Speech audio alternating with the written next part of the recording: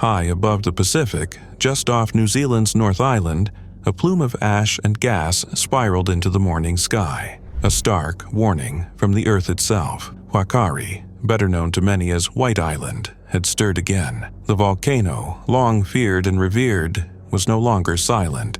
What began as a quiet rumble below the ocean's surface turned into a sudden eruption, casting thick ash into the atmosphere and disrupting life across the region. Domestic flights were grounded, skies turned a smoky gray, and memories of a devastating tragedy came rushing back. Air New Zealand, the country's national carrier, quickly canceled 10 flights on Thursday, with volcanic ash creeping into air routes across several key airports. Visibility dropped. Pilots were told to steer clear. The ash, invisible at first glance, was laced with fine particles capable of grounding aircraft and irritating lungs. It floated like a veil over the North Island, a reminder that the Earth below remains restless. The eruption sent shockwaves, not just through the skies but deep into the national psyche. Wakari lies 50 kilometers off the North Island's eastern coast, about 200 kilometers from Auckland, New Zealand's bustling largest city. Its rugged steaming form has long intrigued visitors, a place of mystery and danger, adventure and awe. Once a prime stop on cruise itineraries, the island drew thousands annually, all eager to witness its raw beauty up close. But that allure came at a cost. In December 2019, the volcano unleashed a violent burst of ash and steam, while dozens of tourists were on the island. There was no time to flee. The ground opened. The sky turned black.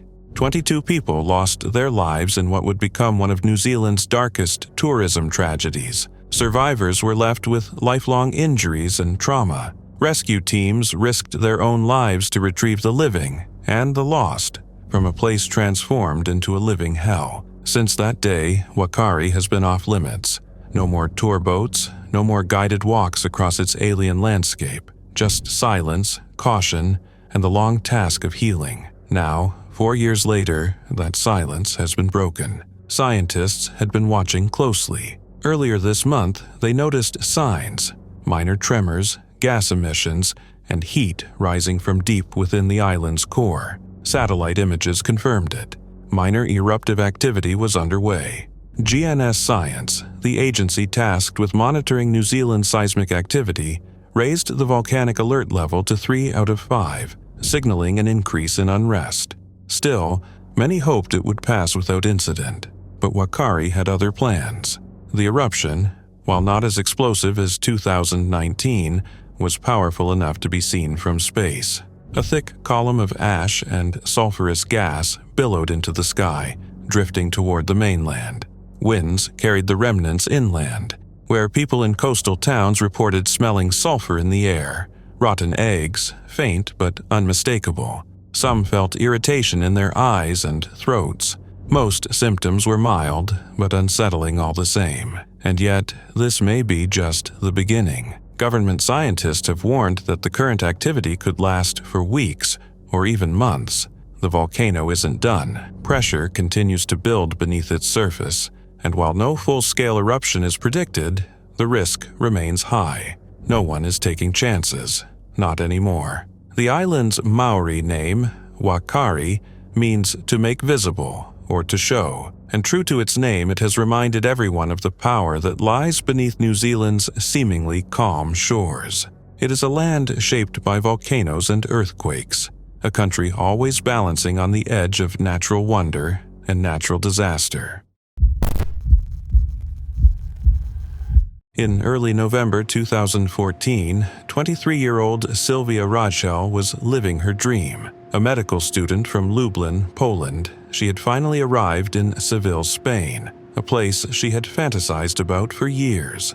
Spain had always fascinated her, and she had spent countless hours mastering the language, eager to use it fluently. This wasn't just another trip, it was the fulfillment of a long-held dream. Sylvia was an Erasmus student at the University of Merida, training to become a nurse. Known for her bright smile, striking blue eyes, and long black hair, it was her kindness and ambition that truly set her apart.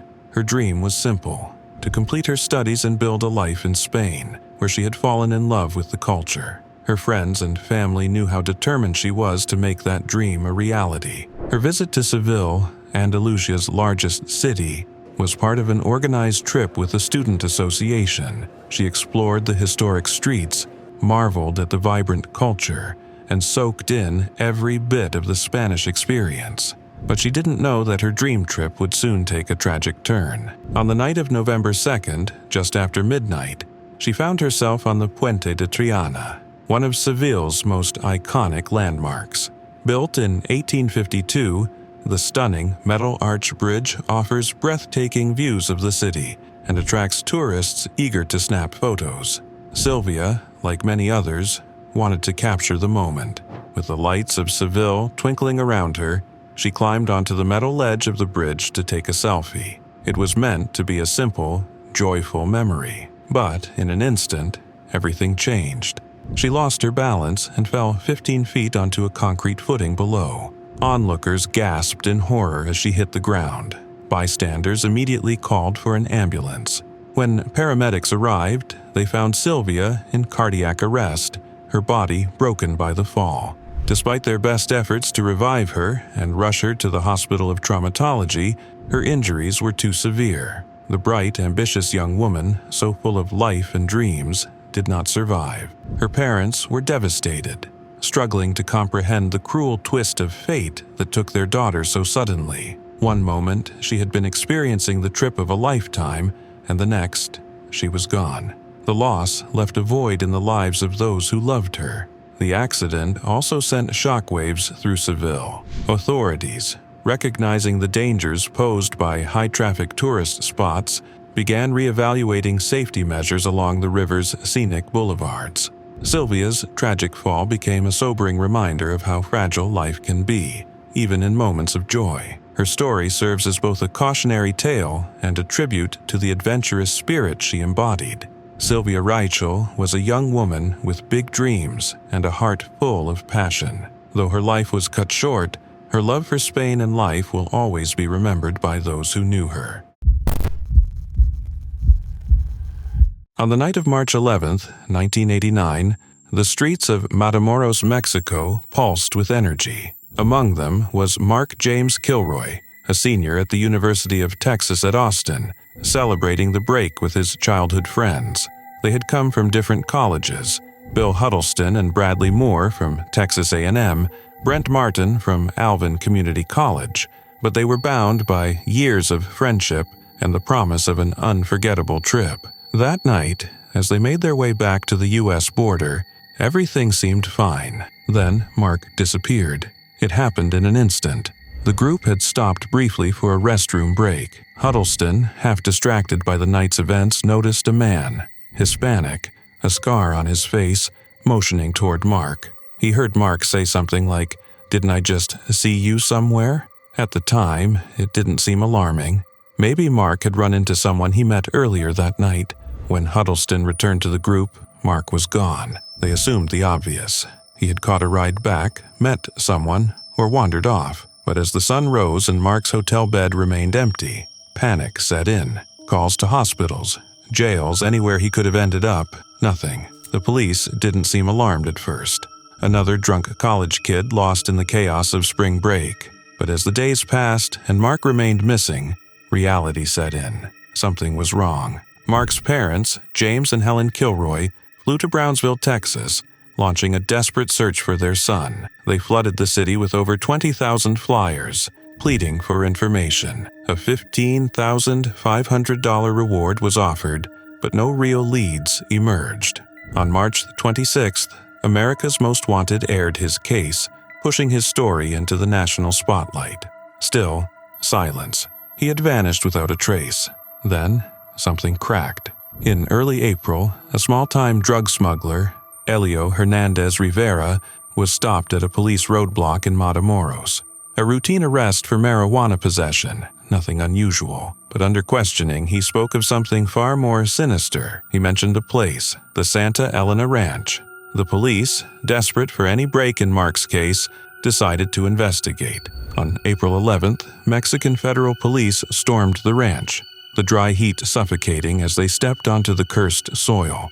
The first thing they noticed was the smell, thick, putrid, unmistakable. A shack stood nearby, a silent witness to whatever horrors had unfolded inside. As they stepped closer, the earth beneath them told its own tale. Graves, shallow, hastily dug, scattered across the property. They started digging. Body after body surfaced, twisted and dismembered. The remarkable fates. When they showed the ranch caretaker a photograph of Mark, the man pointed to the shack. That was where they had taken him. It was not just a crime scene, it was a slaughterhouse. Mark Kilroy had suffered unimaginably. The cult that operated here believed in sacrifice, a twisted ritual meant to grant them invincibility. Their leader, Adolfo de Jesus Constanzo, had demanded the offering of an Anglo college student. Mark had been chosen at random. He had tried to escape, breaking free for a brief moment, running toward the edge of the ranch. But they had caught him, dragged him back, bound and gagged him inside that shack. They had told him he would not be harmed. 12 hours later, Constanzo took a machete and brought it down on Mark's neck. His legs were severed at the knees. His brain and spine removed, fed into the ritual cauldron like a gruesome tribute to their false gods. The discovery sent shockwaves through Mexico and the United States. The press swarmed the ranch, exposing the nightmare that had unfolded just miles from the Texas border. The killings were not isolated. The cult had been slaughtering people for months. 15 victims in total, their bodies mutilated and discarded like offerings to the abyss. Mark's parents returned home without their son, their grief now entangled with the cause. They founded an anti-drug nonprofit in his name, hoping to prevent others from falling into the same darkness. "We put our energy into the fight against drugs," James Kilroy later said. "We try to look forward, not back." But the horror wasn't over. 2 weeks after the mass grave was uncovered, the shack was burned to the ground, a wooden cross planted over the site. The search for Constanzo and his accomplice, Sarah Aldrati, intensified. On May 6th, police tracked him to an apartment in Mexico City. As officers closed in, Constanzo panicked. He began throwing money out the window, screaming, firing his gun wildly. Then, in his final act of control, he turned to his most loyal follower, Alvaro de Leon Valdez, and ordered him to do the unthinkable, kill him. When the police finally stormed the apartment, they found Constanzo and one of his men lying lifeless, executed on their own command. Nearby, black candles flickered, their wax dripping over eerie relics, swords, a blindfolded doll, the remnants of his sick devotion. The mastermind was dead, but his cult lived on. Sarah Aldrate and the remaining members were captured, charged with murder and other heinous crimes. And yet, there was no justice that could undo what had been done. No law that could erase the terror that had lurked just beyond the border, hidden in the shadows of the party streets where Mark had once laughed with his friends. In the quiet heart of the Swiss Alps, near the village of Saxeton, a scenic canyon carved by time became the stage for one of the darkest moments in the history of adventure tourism. On July 27, 1999, what began as a thrilling escapade turned into a nightmare that would haunt survivors and echo in the memories of families across continents. That day, a group of tourists from around the world, Australia, South Africa, New Zealand, the UK, and Switzerland, gathered with anticipation. They were promised an unforgettable canyoning experience in the majestic Saxbach Gorge. As they suited up and entered the narrow canyon, excitement buzzed through the group. Few could have imagined that the beauty surrounding them would soon become deadly. Dark clouds rolled overhead, unnoticed or ignored. The guides, experienced and confident, reassured the group that the weather posed no threat. There were exits along the gorge, they said, and the adventure was safe. With those words, the descent began, jumping into pools of clear water, sliding down rock faces and floating through a paradise carved in stone. But nature had other plans. As the group ventured deeper, the atmosphere began to shift. A light rain turned into a downpour, and the once crystal waters transformed into a churning, muddy torrent. The current grew stronger. Water levels rose with frightening speed, creeping from ankles to knees in moments. The serenity of the canyon twisted into a sense of dread. Suddenly, a wall of water, silent until it struck, rushed through the gorge. A flash flood, born of the mountain's fury, smashed into the group without mercy. In an instant, joy turned into panic, and the fight for survival began. Some were swept away immediately, their bodies tossed like leaves in a storm. Others clung to rocks, gasping for air between waves. A few tried to help one another, but the force of the water was relentless. Logs and stones surged through the torrent, striking anything in their path. One survivor, a young Australian, found herself tumbling through the gorge, helpless against the fury of the flood. Thrown into a boulder, slammed by debris, she was battered and broken, but alive. Around her, the water carried the lifeless forms of friends and strangers alike. Escape seemed impossible. Every direction held danger. In that moment of chaos, a split-second decision had to be made. Stay and be crushed, or surrender to the current and hope it would spare her. She chose to let go. The river dragged her through narrow crevices and over hidden drops, tossing her like a rag doll. At one point, she was flung into the air and sent over a massive waterfall. Below, by sheer luck, a calm pool awaited. Exhausted, injured, and barely conscious, she crawled to the edge, her limbs failing her, her mind frayed by fear. The grass at the bank slipped through her fingers. Every motion was a struggle between life and death. Then, as if fate offered one final hand, another survivor appeared. Together, they reached the safety of the shore, aided by the very guide who had tried to save her earlier, just moments before the flood claimed so many. In total, 21 lives were lost that day, including 3 guides. 2 were never found. The aftermath sent shockwaves around the world. Families from distant countries flew to Switzerland for answers. A criminal investigation followed, exposing that the trip had gone ahead despite clear warnings of poor weather. 8 people associated with the tour operator were eventually found guilty of manslaughter through negligence. The scars ran deeper than any legal outcome could heal. For the Australian survivor, the flood changed everything. Physical injuries healed slowly, but the psychological toll lingered. Diagnosed with PTSD and struggling with survivor's guilt, she spent years confronting the trauma, haunted by the faces of those she'd lost. The sound of rushing water echoing in her mind long after the canyon had fallen silent. In April 2019, Patrick Maguire, his wife Anna, and 2 close friends set off on a short but exciting trip to Scotland. The couple, Americans from Wisconsin, had long dreamed of exploring the country's rich history and stunning landscapes. Patrick, a 67-year-old university professor, was a man of wisdom, wit, and an enduring love for literature. Over the years, he had inspired countless students to appreciate the written word, leaving an indelible mark on the academic community. This trip was not just a vacation, it was an opportunity to create cherished memories in a land filled with literary tradition. Patrick was known for his love of engaging conversations, but he also had a deep appreciation for quiet moments. He found solace in simple pleasures, watching the stars, enjoying a cigarette, and taking in the world around him. On the evening of April 13th, at around 10:30 p.m., he decided to step outside alone, camera in hand, to capture the beauty of the Scottish Highlands. He and his group were staying at the Glengarry Castle Hotel, a charming Victorian-era establishment overlooking the picturesque Loch Oish.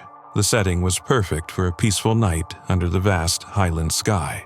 Outside the hotel, 2 Victorian cast-iron benches sat on the grass near the walls. Heavy and seemingly sturdy, they had been in place for decades. What Patrick didn't know, however, was that 2 years prior, hotel management had embedded wooden blocks beneath them to prevent them from sinking into the grass. As Patrick sat down, he instinctively leaned back, expecting the solid support of the bench. But, in a cruel twist of fate, the entire structure tipped backward. Before he could react, Patrick fell, his head striking the hard wall behind him. The weight of the 158-pound, 72 kilograms, cast-iron bench pinned him down, rendering him unable to free himself. Trapped in an unnatural position, his head pressed against the wall, His neck bent forward and his chin resting on his chest, Patrick lay there unnoticed for nearly 2 hours. Inside the hotel, Anna was getting ready for bed when she realized something was wrong. Patrick hadn't returned. She called his phone, but there was no answer. Worried, she set out to search the hotel grounds. That's when she stumbled upon a heartbreaking sight. Her husband was slumped against the wall, unresponsive. Frantic, she called emergency services, but it was too late. Patrick McGuire had passed away, the victim of an almost inconceivably tragic accident. Investigators later determined that a 2017 safety audit had not identified the benches as a potential hazard. A separate inspection by a health and safety executive (HSE) official concluded that the benches were structurally sound, but should have been placed on a hard surface rather than grass. The hotel owners were initially fined £21,000, though the amount was later reduced to £14,000 after they promptly accepted responsibility for the incident. The 2 cast-iron benches, which had been in use for 60 years, were permanently removed and replaced with wooden alternatives to prevent any future accidents. Sheriff Gary Aitken, who presided over the case, summed up the tragedy with poignant words. "No one goes on holiday expecting not to return, and one would assume there are few activities with lower risk than sitting outside a Highland hotel to smoke a cigarette and enjoy the evening." Indeed, Patrick McGuire's untimely passing serves as a sobering reminder of life's unpredictability. What should have been a quiet, reflective moment under the Scottish night sky instead turned into an unthinkable disaster, leaving his loved ones grappling with the loss of a man whose intellect, kindness, and passion for literature had touched so many lives. In 2017, 22-year-old Jesse Clint Galganov had the world at his feet. A brilliant student, he had just graduated from Wesleyan University in Connecticut with a perfect 4.0 GPA. He was set to attend medical school but decided to take an 8-month adventure through South America and Asia before committing to his studies. His journey began on September 24th, when he flew from Montreal to Lima, Peru. After spending a few days exploring the city and staying at the Loki hostel, Jesse boarded an 8-hour overnight bus to Huaraz, arriving on September 28th. He checked into a backpacker hostel and spent the day preparing for a 4-day trek along the Santa Cruz Trail. Before setting off, he informed his mother that he might be out of contact for a few days. On September 30th, Jesse began his hike as planned. By the evening, he had reached the Tuctupampa camp, where he shared a campsite with 2 French hikers. They later described his behavior as concerning. He seemed disoriented, complained of headaches and diarrhea, and mentioned getting lost. However, by the next morning, Jesse appeared to be in better spirits, and they all had breakfast together before he continued on his journey. The last confirmed sighting of Jesse was on October 1st, when he met a Czech hiking group near the Punta Union Pass and asked them for water. After that, he disappeared without a trace. At first, his mother wasn't alarmed when he failed to check in after his 4-day hike. She assumed he might have extended his trek. But as days passed with no word, her worry turned to panic. Desperate for information, she reached out to his friends on Facebook. Only one responded, saying they had last spoken to Jesse on September 29th. With growing fear, Jesse's mother filed a missing persons report on October 14th. She contacted embassies in Peru, the US, and Canada, hoping for assistance. But the investigation hit roadblocks. The owner of the hostel where Jesse had supposedly stayed denied he had ever checked in. Local muleteers, who frequently traveled the trails, refused to speak to authorities, fearing they would be blamed for his disappearance. Determined to find their son, Jesse's parents took matters into their own hands. They flew to Peru, walked the trail where he was last seen, and hired a private Israeli search and rescue team. They spent over $1 million on the search, raising funds through donations and a GoFundMe campaign. To encourage leads, Jesse's parents offered increasing cash rewards, first $10,000, then $30,000, and eventually a staggering $500,000, but no solid information ever emerged. Several theories surfaced. His parents suspected he had been kidnapped for forced labor by a cartel, which fueled their belief that offering money might lead to answers. Others speculated that he had fallen victim to acute altitude sickness, wandered off, and perished in the wilderness. But without any evidence, both theories remained unproven. In honor of their son, Jesse's father launched JesseProtected.com, a website dedicated to raising awareness about missing persons and providing resources for families facing similar tragedies. To this day, Jesse Galganov's fate remains a chilling mystery, leaving his loved ones searching for answers that may never come. On July 18, 2016, 17-year-old Mike Manshold set off on what was supposed to be the adventure of a lifetime, his first solo trip abroad. A seasoned explorer, Mike had already braved the wilds of Canada with his father. But this time, there were no parents, no guides, just Mike, a rented bike, and Malta. It was supposed to be thrilling. Instead, it turned into a nightmare. His girlfriend was in Malta for a language course, so they spent a few days together before she flew back to Germany. But Mike wasn't ready to leave. With his gray backpack, a few €100, a straw hat for the sun, and his GoPro to capture it all, he pedaled off into the unknown. His last message to his father was casual, a voice note about steep roads and a promise to send a picture soon. That picture never came. By July 19th, Mike had failed to return his bike. By July 22nd, he missed his flight home. Alarm bells rang, and his family launched a search. 8 days later, on July 26th, Mike's body was discovered at the base of the Dingley Cliffs, a 29-meter drop. His bike dangled in a bush above, his shoes and sunglasses scattered. But something was off. His backpack, GoPro, and other belongings had vanished. Authorities quickly ruled his death an accident. Case closed. But for Mike's father, Bernd Manshold, something didn't add up. At the site, a doctor informed him that Mike's back had been broken in 2 places.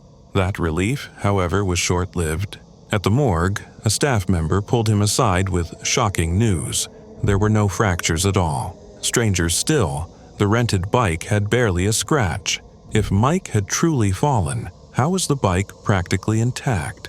And when Bernd asked about his son's missing belongings, authorities handed him an old Canon camera, trying to pass it off as Mike's GoPro. It wasn't. When he pointed this out, they had no explanation. Things got weirder when Mike's body was returned to Germany. A second autopsy revealed a gruesome discovery. Most of Mike's organs were missing. His heart, lungs, liver, pancreas, and brain had all vanished. What remained? His left kidney, diaphragm, spleen, and large intestine. His body weighed just 32 kilograms, 70 pounds. Even more unsettling, despite Maltese law requiring embalming before transporting a body, Mike's body had not been embalmed at all. Maltese forensic specialist Mario Sherry claimed rodents had eaten the missing organs. German specialists disagreed. If animals were responsible, there would have been bite marks, and liquefied brain matter would have left traces. There were none. The German team couldn't rule out suffocation or internal bleeding due to the body's condition, but the lack of external injuries raised doubts. Bernd pressed for answers, but Maltese authorities were dismissive. They shrugged off Mike's missing belongings, suggesting a tourist had stolen them. It wasn't until April 2018, nearly 2 years later, that Bernd was granted full access to the case file. The official conclusion? Mike likely died from a fall. However, German prosecutors theorized that trees might have broken his fall, explaining the lack of severe injuries. Yet, this contradicted the Maltese explanation regarding the missing organs, as the German side insisted they were intact when his body was first found. Determined to uncover the truth, Bernd has returned to Malta time and time again, battling bureaucracy, contradictions, and eerie silence. In 2021, he took legal action to obtain a European investigation order, hoping for real answers. To this day, the circumstances of Mike Manshold's death remain a chilling mystery. In the harsh summer of 1993, the remote Kamar Daban mountain range in eastern Siberia became the backdrop for one of the most chilling and baffling hiking disasters in recent memory. Echoing the eerie Dyatlov Pass incident of 1959, 7 hikers embarked on what was meant to be a challenging but fulfilling expedition. What happened instead remains shrouded in mystery, filled with panic, death, and unanswered questions. The group was led by Lyudmila Korovina, a 41-year-old survivalist renowned for her skill, discipline, and deep connection to the Siberian wilderness. Raised in a village where outdoor survival was second nature, Lyudmila had mentored dozens of young hikers. Accompanying her were 6 of her students, ranging in age from 15 to 24. Each brought their own strengths to the journey. Yulia, the youngest, dreamed of studying biology and had a childlike awe for nature. Sergei, a 17-year-old athlete, brought endurance and energy. Denis, age 19, was a quiet photographer intent on capturing the beauty around them. Valentina, or Valya, 20, was deeply bonded to Lyudmila and known for her calm. Alexei, the eldest at 24, had an engineering background and was curious about the geology of the terrain. And finally, Sasha, a charismatic 21-year-old storyteller, kept spirits high with folklore and jokes. The Kamar Daban Mountains, near the serene Lake Baikal, are a land of raw beauty and hidden danger. Rivers cutting through pine-covered cliffs, caves nestled in rock, and wildlife ranging from wolves to rare birds. It was a landscape that thrilled the adventurer but punished the unprepared. Still, with Lyudmila at the helm, the group was confident. They set out on August 2, 1993, alongside 2 other hiking groups in the area. One of these was led by Lyudmila's daughter, Natalia. The plan was for all groups to reunite by August 5th, but when Lyudmila's team failed to appear, Natalia assumed delays or a change in route. Nothing unusual. That changed on August 10th. A group of kayakers paddling along a river spotted a bloodied, disoriented young woman stumbling from the trees. It was Valya, the only survivor. Her story stunned authorities. According to Valya, their trek started well. Spirits were high, the weather was fair, and they even reached their summit ahead of schedule. But the descent brought trouble. A cold, punishing rain rolled in on August 4th, soaking gear and slowing progress. That evening, they made camp, expecting to meet Natalia's group the next day. Morning brought chaos.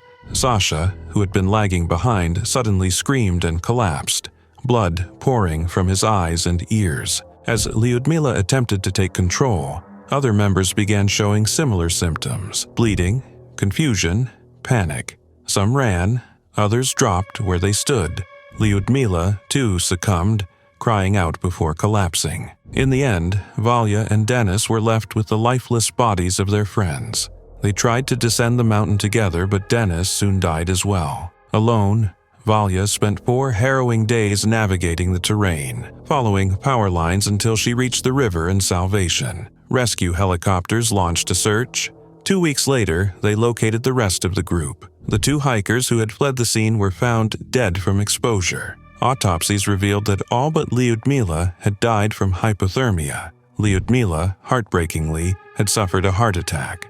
Investigators were baffled. How could such a well-prepared group perish so quickly in summer conditions? Theories abounded: toxic plants or water, exposure to sudden cold winds, or even hallucinogenic mushrooms. Some suggested military tests gone wrong. Others whispered of strange atmospheric events or ancient spirits of the land. Adding to the mystery were reports of strange activity in the area over the years. Local folklore spoke of flickering lights in the sky, eerie sounds, and signs of past civilizations hidden in caves.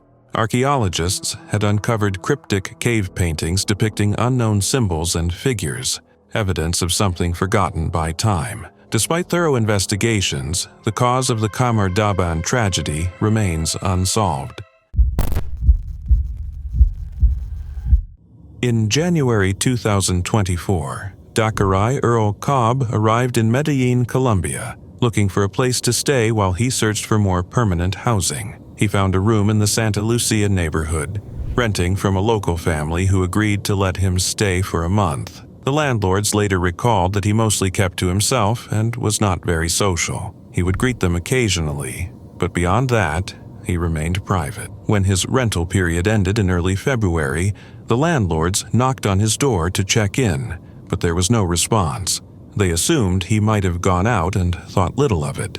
2 days later, on February 5th, they returned, growing concerned after noticing that the room remained silent. Using their spare key, they let themselves in and made a grim discovery. Bakari was dead on his bed. It was clear that he had been deceased for several days. Panicked, the landlords immediately called the authorities. Investigators arrived and examined the scene before transporting Bakari's body for an autopsy. There were no signs of forced entry, no clear evidence of a struggle, and none of his belongings appeared to be stolen. Initially, some suspected that his death might have been the result of a robbery gone wrong, but after speaking with the other tenants in the building, the police ruled out theft as a motive. As the investigation unfolded, a disturbing realization emerged.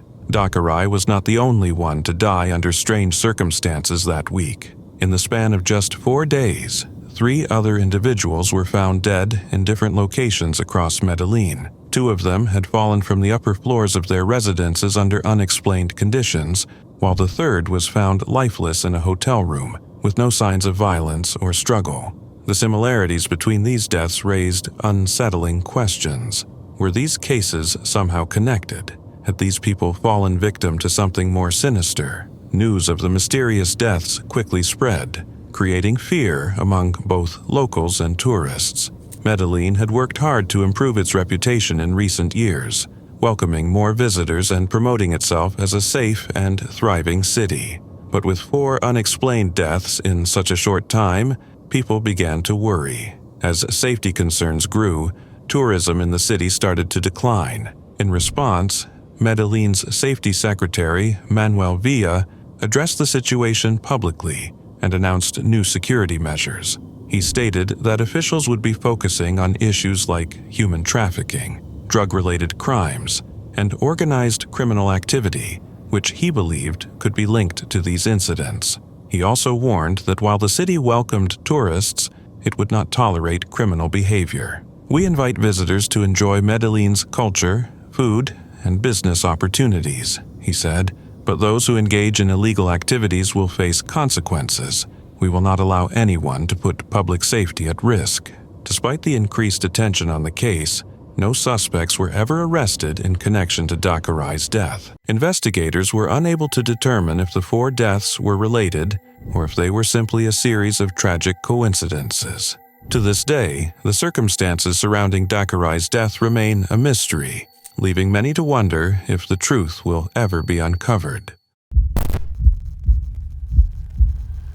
In July 2017, 22-year-old Bakari Henderson was living his best life on the Greek island of Zakynthos. Fresh out of the University of Arizona with a finance and entrepreneurship degree, he was on the brink of launching his own clothing line. Before diving into business, he wanted to celebrate sun, sea, and unforgettable nights with friends. Zakynthos, famous for its stunning beaches and vibrant nightlife, seemed like the perfect place. Bakari and his friends spent their days cliff diving in secret spots, laughing and soaking up the carefree atmosphere. He was the heart of the group, the kind of guy who always had your back and brought positive energy wherever he went. The trip was shaping up to be a dream vacation. For Bakari, traveling felt freeing. As a young black man in America, he knew certain unspoken rules, but overseas, those rules seemed to loosen, making the world feel a little kinder. That night, after a day of adventure, he and his friends headed to Laganas, the island's wildest party district, ready to celebrate. A Serbian waitress invited them into a club. Drinks flowed, music thumped, and the night was young. At around 3 a.m., Bakari took a selfie with the waitress. A simple, harmless moment. But one man in the bar saw it differently. A Serbian man, seething with anger, demanded to know why she was talking to a black man. His hostility escalated quickly. He threw a punch. Bakari, taken off guard, tried to defend himself, but he wasn't facing just one man. More men, several Serbians, a Greek, and a British citizen, joined in. The atmosphere shifted from carefree to violent in seconds. Bakari bolted out of the bar, but the mob chased him. CCTV footage captured the horrifying scene. A group of about 10 men surrounding him, mercilessly beating him, with most blows landing on his head.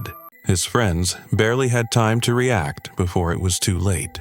By the time they reached him, Bakari was gone. In 2018, 9 men were identified and brought to trial, but instead of being charged with murder, 6 were found guilty of deadly assault, a much lighter charge, while 3 others walked free. For Bakari's family, the verdict was a gut punch. Justice had slipped through their fingers. A Greek prosecutor, also disturbed by the verdict, ordered a retrial, possible in Greece due to the lack of double jeopardy laws. Even Kamala Harris took notice, bringing the case to the Greek Prime Minister. However, delays kept pushing justice further out of reach. Finally, in 2022, a Greek court upheld the original convictions, but by then, 5 of the convicted men had been released, and the 6th had his sentence reduced. The outcome felt like a bitter aftertaste. Justice delayed and denied. Bakari's family fought tirelessly, hoping for real accountability, but the system failed them. Their son, full of promise, was taken in an instant, over a selfie, over a senseless act of hate. They now dedicate themselves to keeping his memory alive and pushing for a world where this never happens again. Bakari Henderson had dreams, drive, and an unshakable spirit. He should have come home with stories of sun-drenched beaches and laughter-filled nights. Instead, his story became one of tragedy, injustice, and a brutal reminder that racism knows no borders. His loved ones are left with memories and a fight for answers that should have never been necessary. As the first light of dawn kissed the ancient city of Luxor, a group of tourists gathered with excitement and awe. The promise of a sunrise flight over the Valley of the Kings and the Nile River had drawn them from across the world. Britain, France, Hungary, Japan, Belgium, and Hong Kong. From the air, the desert stretched out in golden silence. It was a vision out of a dream. But for 19 of those passengers, that morning would not bring wonder. It would bring terror and death. The hot air balloon, one of many that filled the skies that morning, lifted off smoothly at first. Suspended over ruins steeped in history, passengers leaned over the edge, taking in the serenity below. The world, for a fleeting moment, felt weightless and still. Then something went terribly wrong. As the balloon began its descent around 7 a.m., a fire broke out, sudden and unrelenting. Witnesses nearby described seeing the flames lick up from the base of the balloon, a red glow against the morning light. In the chaos, the pilot and a British passenger jumped from the basket when it was just meters from the ground, their instinct to escape overriding all else. But the balloon, now unbalanced and unstable, shot upward once more. Flames engulfed the basket, fueled by leaking gas from the onboard cylinders. In the sky above the sugarcane fields west of Luxor, people began to leap from the burning gondola, some with hope, some out of sheer desperation. The balloon continued to rise, carrying its remaining passengers higher into the air before plummeting over 1,000 feet into the field below. The explosion, when it came, was deafening. One of the remaining gas canisters ignited upon impact, sending a final blast through the quiet countryside. Charred fragments of the balloon and debris were strewn across the crash site, a stark contrast to the stillness of the ancient land surrounding it. Of the 21 people aboard, only 2 survived. The Egyptian pilot burned over most of his body, and 1 British tourist. Among the dead were couples, friends, and solo travelers, all of whom had begun their day with joy. By mid-morning, the mood in Luxor had changed. Smiles turned to silence. Grief swept through the town like a sandstorm. Consular officials arrived in Luxor swiftly, providing aid and support to the injured and grieving. The British Foreign Office confirmed the deaths of 2 British nationals and 1 British resident. Their next of kin were notified, and messages of condolence poured in from officials, family members, and travel companies. Thomas Cook, one of the operators involved, promised full support to affected families, describing the event as a terrible tragedy. Behind the scenes, Egypt's tourism industry took another hit. Already staggering from years of political unrest, the crash brought fresh fears to a sector that relied heavily on international visitors. The Civil Aviation Minister, Wael El Madawi, immediately suspended all hot air balloon operations and personally led the investigation into what became known as the deadliest ballooning disaster in history. Details began to emerge. Mohammed Youssef, a nearby pilot, recalled the horror. He had been airborne just 100 meters away, preparing to land when the fire broke out. He believed a leak in one of the 4 gas cylinders caused the initial flames. When the pilot and one tourist jumped, it caused the balloon to jerk and ascend rapidly, forcing more heat into the canopy above. At about 100 feet, Youssef saw passengers jumping. Some never reached the ground alive. Others died upon impact, and those who stayed inside perished in the inferno that followed. The crash shook Luxor to its core. It cast a long shadow over a place known for its timeless beauty and sacred past. What should have been a gentle ride through the clouds became a descent into chaos.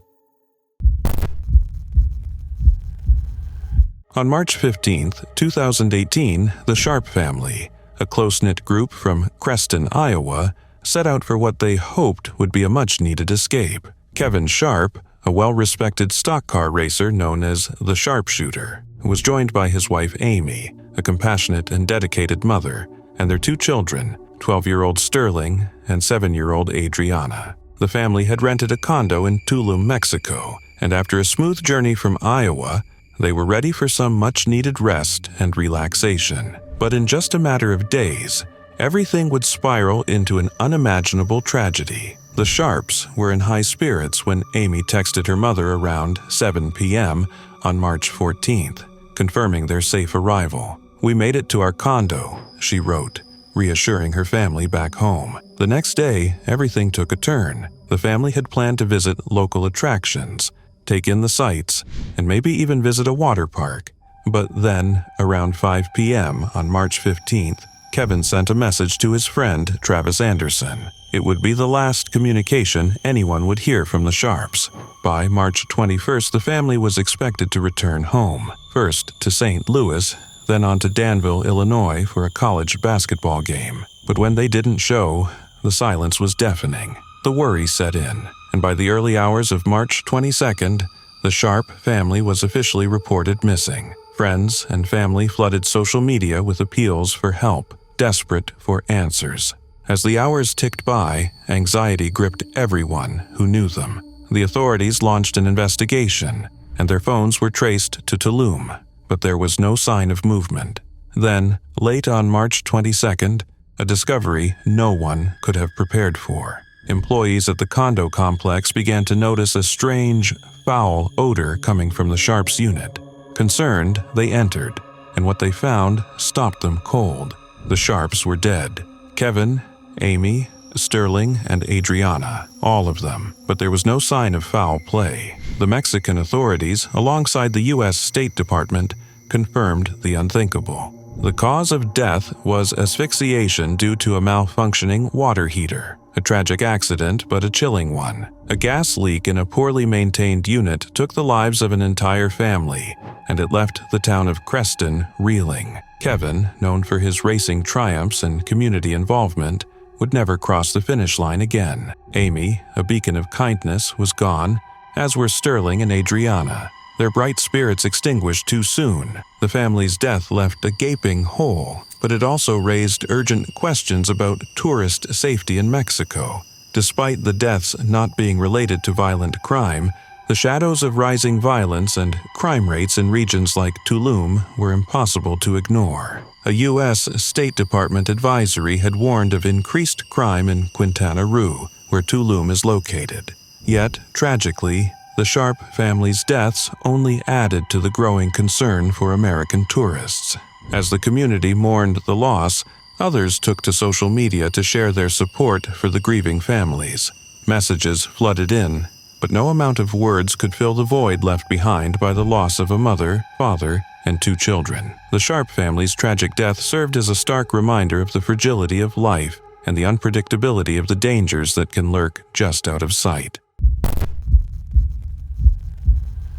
In March 2024, just before Easter, Storm Nelson wreaked havoc across parts of Spain and the UK, with southern Spain bearing the brunt of the destructive weather. Fierce gusts, torrential rain, and towering waves threatened to spoil the Easter festivities, prompting Spain's state weather agency to issue a risk alert.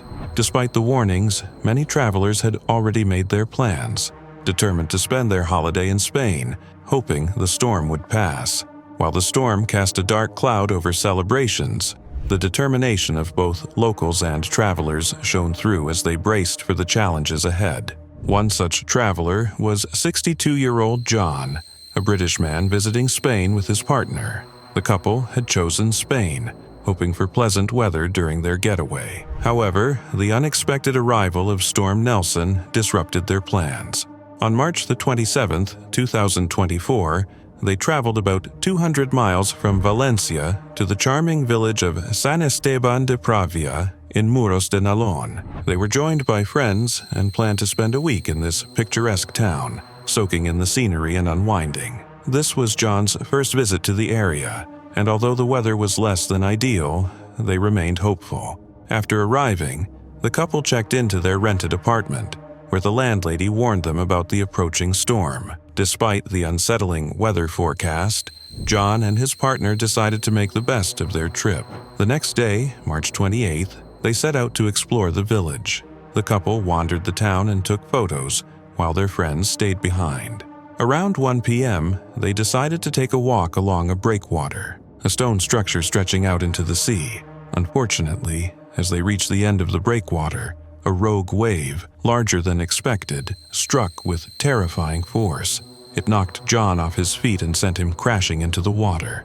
In a horrifying moment, the waves dragged him away from his wife, pulling him into the churning sea. His wife, in shock and desperation, immediately alerted the authorities.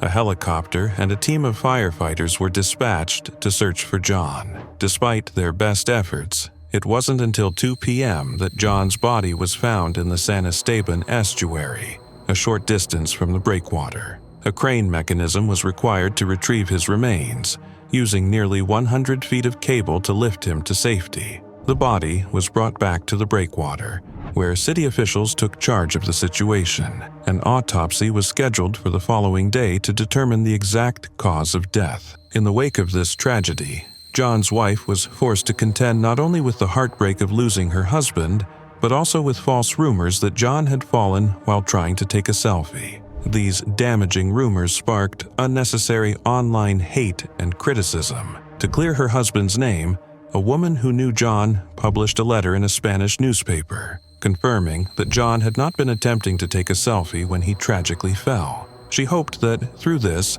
John's death would not be in vain, and called for investment in better warning systems to prevent future tragedies in the area. John's untimely death serves as a stark reminder of the unpredictable power of nature, as well as the need for stronger safety measures for tourists who may not fully understand the dangers of such locations. The island of Koh Tao, nestled in the Gulf of Thailand, is often described as paradise, a sanctuary of turquoise waters and palm-fringed beaches. But on the morning of September 15, 2014, that serenity was shattered.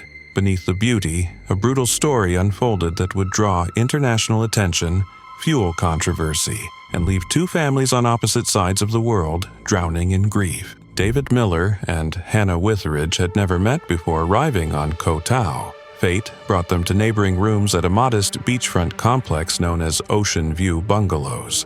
Like countless young backpackers before them, they came in search of sunshine, adventure, and a break from the pressures of everyday life. It should have been a trip filled with laughter and sunsets. Instead, it ended in horror. In the early hours of that fateful day, David and Hannah were last seen walking together on the sands of Seri Beach, the island's most popular strip. They had left a nearby bar, the warm island breeze still brushing the shore as they strolled under the stars. But what followed in the darkness was an act of unspeakable violence. Their bodies were discovered the next morning, close together, yet lifeless. Hannah, just 23, had been brutally assaulted and murdered. David, 24, was found nearby, his body bearing the marks of a savage beating before he was left to drown in the shallow surf. News of the double murder sent shockwaves through the island and beyond.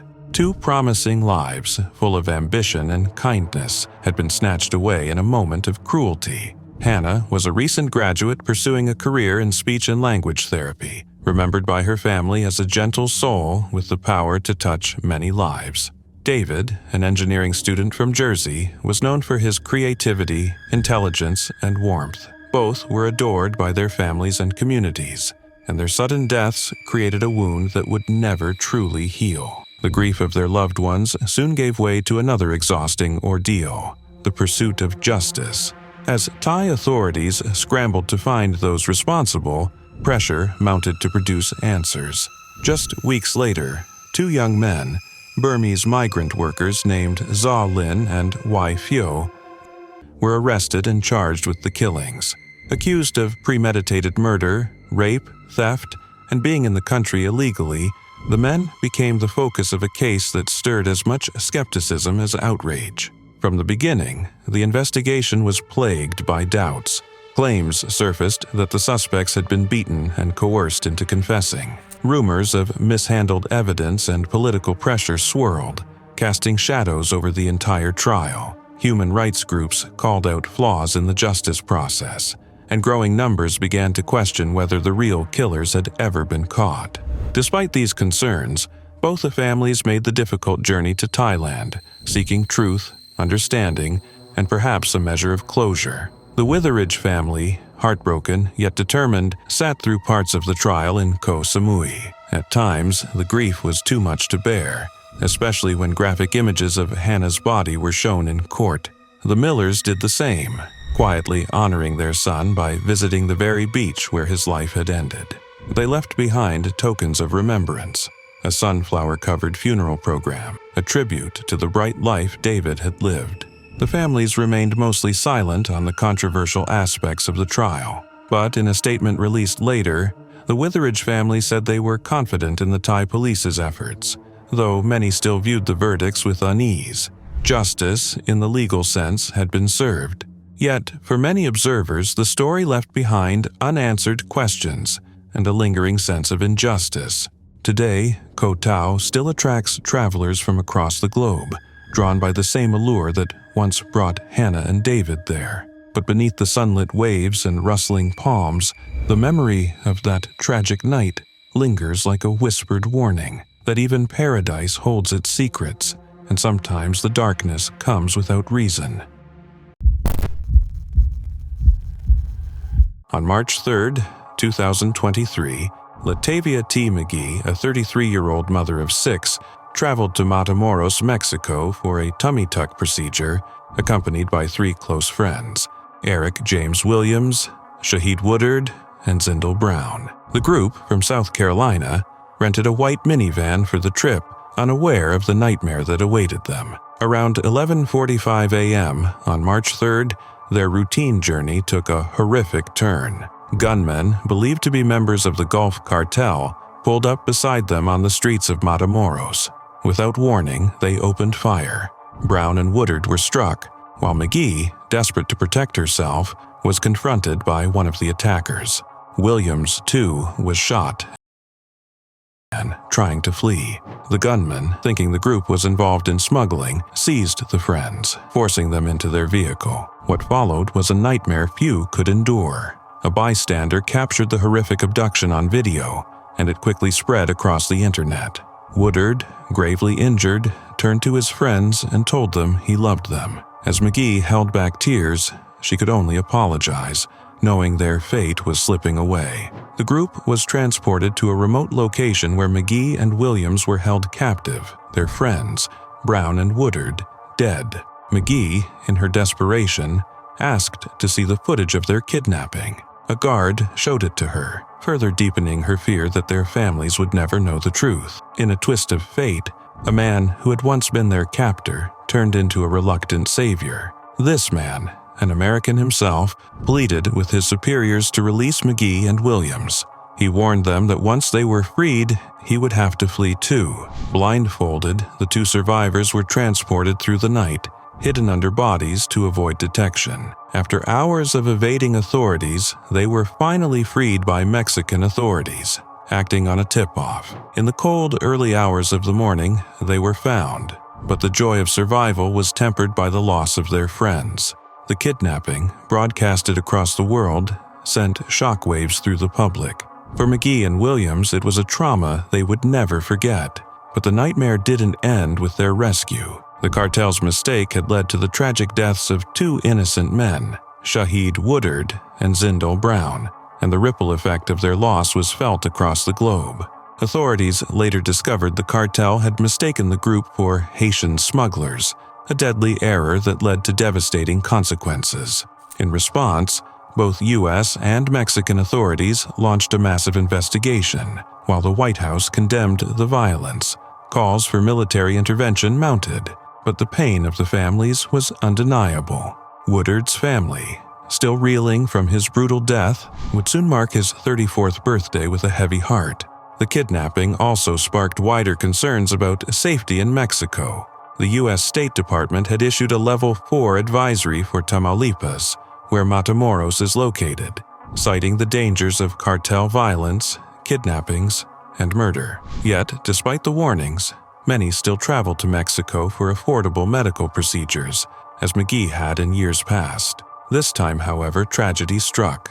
While McGee and Williams continued to recover from their physical and emotional wounds, the families of the two men lost in the ordeal are left with a gaping hole that can never be filled. The victims' deaths were not just another statistic in a region plagued by violence. They were people with families and futures whose lives were cruelly snatched away in an instant.